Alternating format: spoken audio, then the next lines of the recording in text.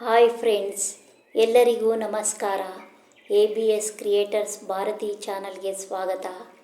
ಈಗ ನಾನು ನುಗ್ಗೆಕಾಯಿ ಸೂಪ್ ಮಾಡುವುದು ಹೇಗೆ ಎಂದು ತೋರಿಸುತ್ತಿದ್ದೇನೆ. ನುಗ್ಗೆ ಪೌಷ್ಟಿಕಾಂಶಗಳ ಆಗರ. ಮಕ್ಕಳ ಬೆಳವಣಿಗೆಗೆ ಬೇಕಾದ ಕ್ಯಾಲ್ಸಿಯಂ, ಕಬ್ಬಿಣ, ಎ ಜೀವಸತ್ವವನ್ನು ಧಾರಾಳವಾಗಿ ಪಡೆದಿರುವ ಸಸ್ಯ. ಔಷಧಕ್ಕಿಂತ ಹೆಚ್ಚಾಗಿ ತರಕಾರಿಯಾಗಿ ಬಳಕೆಯಾಗಿರುವ ನುಗ್ಗೆಯಿಂದ ಇರುಳುಗಣ್ಣಿನ ತೊಂದರೆಯನ್ನು ಸಂಪೂರ್ಣವಾಗಿ ನಿವಾರಿಸಬಹುದು. ಪ್ರತಿದಿನ ಆಹಾರದಲ್ಲಿ ನುಗ್ಗೆಕಾಯಿ ಉಪಯೋಗಿಸುವುದರಿಂದ ನರಗಳ ದೌರ್ಬಲ್ಯ ಹಾಗೂ ಸಂಧಿವಾತ ಕಡಿಮೆಯಾಗುತ್ತದೆ. ಇದು ದೇಹದಲ್ಲಿ ವಾತ ಮತ್ತು ಕಫ ದೋಷಗಳನ್ನು ಕಡಿಮೆ ಮಾಡುತ್ತದೆ ಹಾಗೂ ಜೀರ್ಣಶಕ್ತಿಯನ್ನು ಹೆಚ್ಚಿಸುತ್ತದೆ. ಇದು ಜಂತುನಾಶಕವಾಗಿ ಹೃದಯಕ್ಕೆ ಹಿತ, ಕಣ್ಣಿನ ಆರೋಗ್ಯವನ್ನು ಕಾಪಾಡುತ್ತದೆ. ಇದರ ಸೂಪ್ ಮಕ್ಕಳಿಗೆ ಪೌಷ್ಟಿಕ.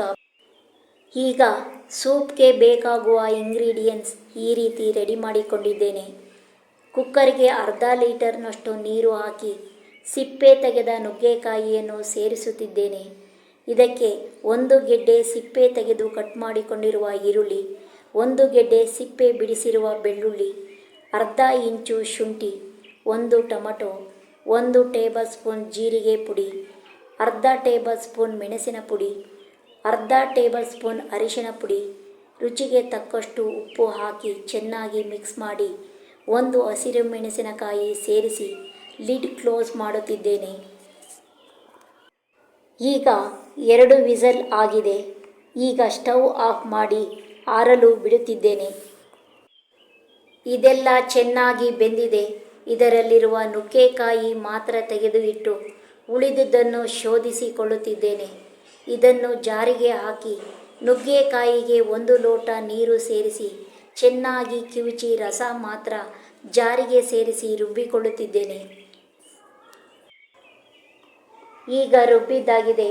ಈ ಹದದಲ್ಲಿ ರುಬ್ಬಿಕೊಂಡು ಪಾನಿಗೆ 1 ಟೇಬಲ್ ಸ್ಪೂನ್ ತುಪ್ಪ ಹಾಕಿ ತುಪ್ಪ ಬಿಸಿಯಾದ ಮೇಲೆ ಶೋಧಿಸಿದ ನುಗ್ಗೆ ರಸ ಸೇರಿಸಿ ನಂತರ ರುಬ್ಬಿದ ಮಸಾಲವನ್ನು ಸೇರಿಸಬೇಕು.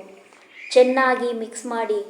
ಇವಾಗ ರುಚಿಗೆ ತಕ್ಕಷ್ಟು ಉಪ್ಪು ಸೇರಿಸಬೇಕು, ಏಕೆಂದರೆ ಮೊದಲೇ ಉಪ್ಪು ಹಾಕಿದೆ. ಇದನ್ನು 5 ನಿಮಿಷ ಚೆನ್ನಾಗಿ ಕುದಿಸಬೇಕು. ಈಗ ನುಗ್ಗೆಕಾಯಿ ಸೂಪ್ ರೆಡಿಯಾಗಿದೆ. ಇದನ್ನು ಗ್ಲಾಸಿಗೆ ಹಾಕಿ ಅರ್ಧ ನಿಂಬೆ ಹಣ್ಣಿನ ರಸ, 1/4 ಟೇಬಲ್ ಸ್ಪೂನ್ ಮೆಣಸಿನ ಪುಡಿ, ಸ್ವಲ್ಪ ಕೊತ್ತಂಬರಿ ಸೇರಿಸಿ ಸರ್ವ್ ಮಾಡಬಹುದು. ನೀವು ಕೂಡ ಟ್ರೈ ಮಾಡಿ. ಔಷಧೀಯ ಗುಣಗಳಿರುವ ಯಾವುದೇ ತರಕಾರಿಯನ್ನು ಬೇರೆ ಬೇರೆ ರೀತಿ ಬಳಸಿ ಸೇವಿಸಿದರೆ ಒಳ್ಳೆಯದು.